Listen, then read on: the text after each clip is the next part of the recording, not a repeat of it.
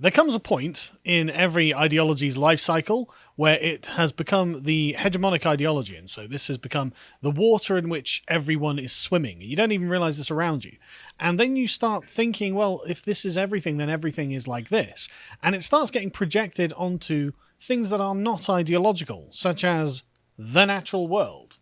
Has this ever happened before in communist history, Callum? Soviet Union. Yes, and China, and various other places. China took it from Soviets. Yeah, exactly. And so when you start projecting your ideology onto nature, you realize that actually the problem is not nature, it's you. So it turns out that trees are queer and rocks are racist. Just like they were class traitors in China. Breaking bold new frontiers in progressivism here, Callum. I think there's literally a quote from Mao, which is, "We will declare war on nature." Yes, and then they declared war on the sparrows. And that didn't go well. Well, they also declared war on the soil. They did. And it still didn't go well. Declaring war on nature is not really a very good idea. But anyway, so Pink News published this article the other day. Male trees aren't making hay fever worse. Trees are actually super queer, says one scientist. How? We'll get into it, shall we? A crop scientist has debunked a rumor. And this is the best. This is the best thing in the world. Right? No. It's so funny because the argument is, well, hay fever's about capitalism, isn't it? It's like, what? And as someone who suffers from hay fever and does every year, no, it's not about capitalism. It's about super queer trees, actually. A crop scientist has debunked a rumor that male trees and botanical sexism has caused increasing hay fever by explaining the trees are super effing queer. Over the last few months, a theory has been making the rounds on TikTok, which is the new Tumblr, attempting to explain why hay fever sufferers are experiencing worse reactions. The theory is that cities are planting only male trees because capitalism doesn't want people to get fruit from female trees. What? Well, the last capitalist meeting, we did have that on the books. But how do we starve people? Yeah, how do we make sure that poor people don't get free fruit? Planting only male trees. But therefore, TikTok... It totally has nothing to do with the fact that you have to clean that up. No, nothing to do with that. But therefore, TikTokers have been declaring that male trees are producing too much pollen with no females to fertilize. I mean, this literally sounds like something out of Idiocracy, doesn't it? Like literal retards on TikTok, creating a theory about capitalism and trees because they don't know anything about either. So, although it is attempting to blame hay fever on capitalism, say Pink News, a crop scientist has taken to Twitter to debunk the claim. So Pink News is like, yeah, we'd love to blame this on capitalism, but that's not the case. Dr. Sarah Tabor created a Twitter thread to explain Tree Sex Ed 101, and she explained most trees, as tree species are both male and female flowers, and or every single flower on the tree has both pollen and ovaries. So there is no male versus female trees for most of the species, as in you don't get exclusively male trees or exclusively female trees, so it's not possible for the people on TikTok to be right. And that's a statement you can just clip and just use that anywhere you like. Trees do not respect the human gender binary. Who thought they did? People on TikTok. They're trees, not humans. Yes. You could say the reason we have so much pollen is not landscaping, capitalism, or botanical sexism. It's just that trees are super effing queer, and you would be right. That's right. That's really queer. They're queer trees, Callum. Queer trees. Nature is queer.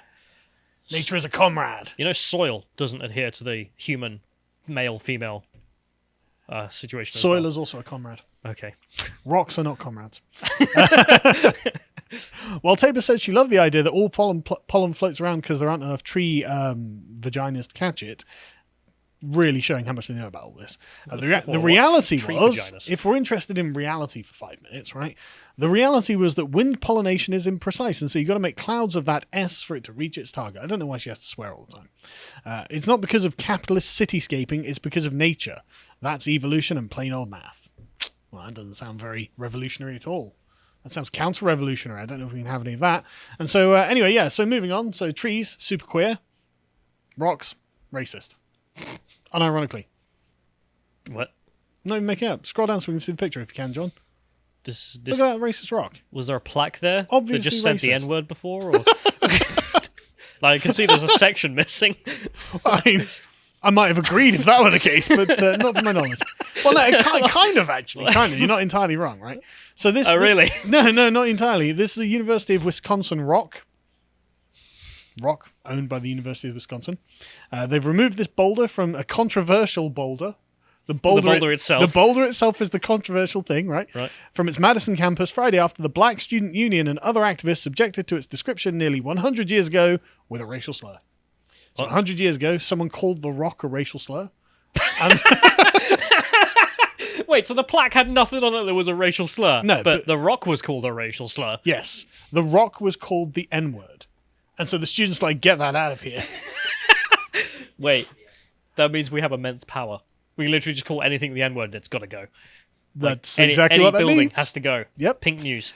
This is called Chamberlain Rock, which used to rest atop Observatory Hill. Is named after a 19th century geologist and former university president, Thomas Crowder Chamberlain, whose work centered on glacial deposits according to a bio on the university's website.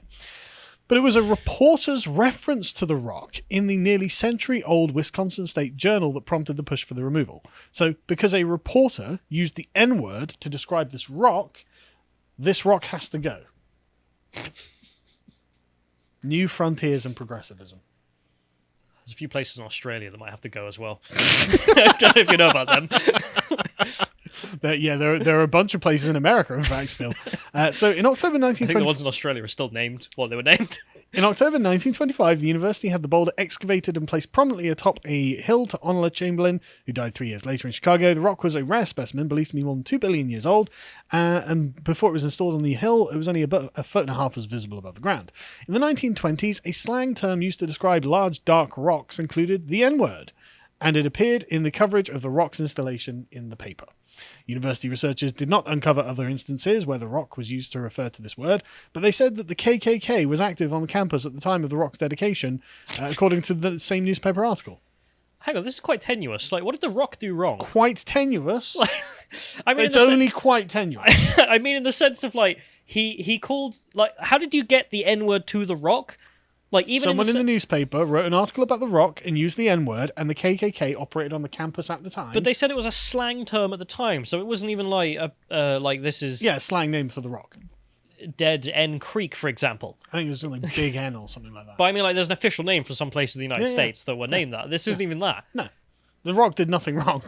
I know the Rock did nothing wrong, but apparently the claim is also just ludicrous, as in the idea that the reporter even used it directly to be like, yeah, this is named after, we used to use this rock to kill slaves back in the day or something. No, Like- no, God. It's not. The Rock would never do anything like that, honestly. I mean, like, but the Have you asked him? He's an avowed anti-racist. the KKK was active at the time of the Rock's dedication, not connected to the Rock or the dedication. They were down the road. But exactly. They existed somewhere, and therefore racism, right? Julia Bennett, a senior and campus representative on the Madison City Council, said removing the rock signaled a step towards a more inclusive school.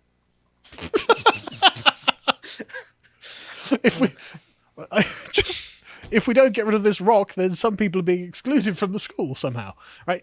This moment is about the students. What about the Rock? He's been excluded. Mate, and it's a black rock too, so I don't even... It's not very inclusive. No, Like, it's not. It seems racist to me. But what anyway. about the Rock's kids? Are they going to be able to come? Or... Nope. This moment is about the students, past and present, that relentlessly advocated for the removal of this racist monument. The poor rocks just sat there like, look, I've been here for 2 billion years. I don't know what your problem is. It's a racist monument, as in, like, it was a monument to the glory of racism or something. That's how they're interpreting it. It's Right. not, but anyway. Now is a moment for all of us BIPOC students to breathe a sigh of relief, to be proud of our endurance and to begin healing. Oh, thank God the rock is gone. The rock is no longer oppressing. A sigh of relief. Oh, it just haunts my nightmares. I look out the window and it's just there. Like, Life Before was almost like an M. Night Shyamalan movie. Like, people walking into the school being like, Yeah, the rock just has your attention as you go past. like the wind can kill you. Sometimes yeah. the rock, if you stare at it, just kills BIPOC people. Yep, and there was another problem with it as well. University Chancellor Rebecca Blank approved the removal of it because, but they also needed approval from the Wisconsin Historic Society because the boulder sat within just 15 feet of a Native American burial site.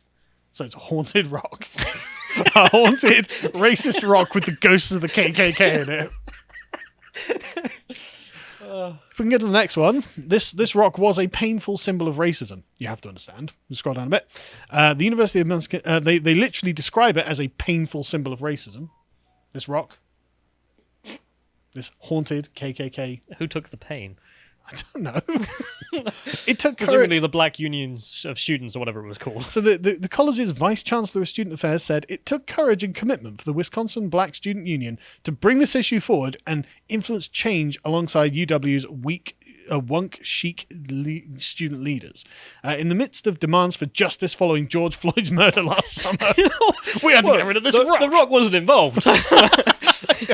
He didn't take the knee for Chauvin, he was there. And we don't even know how George Floyd felt about that rock. But in the wake of the demands for justice following George Floyd's murder last summer, the students wanted change on campus and they worked hard to see this through. While the decision required compromise, I'm proud of the student leaders and the collaboration it took to get here.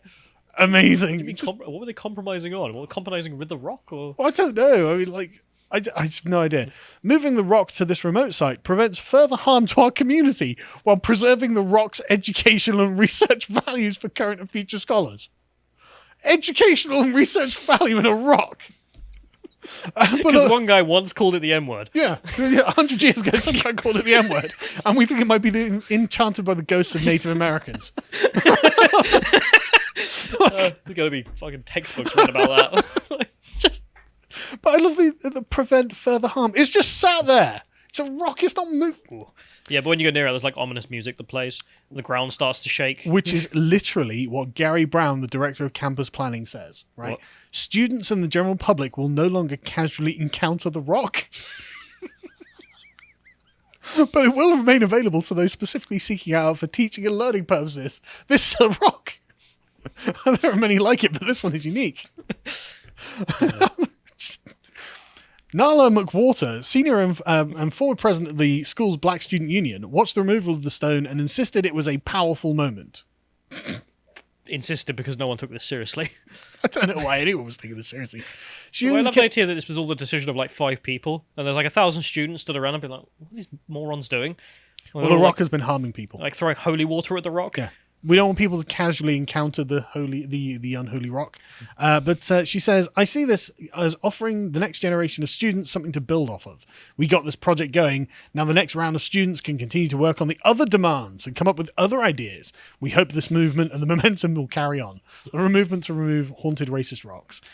Just so you know, the removal effort cost over $50,000.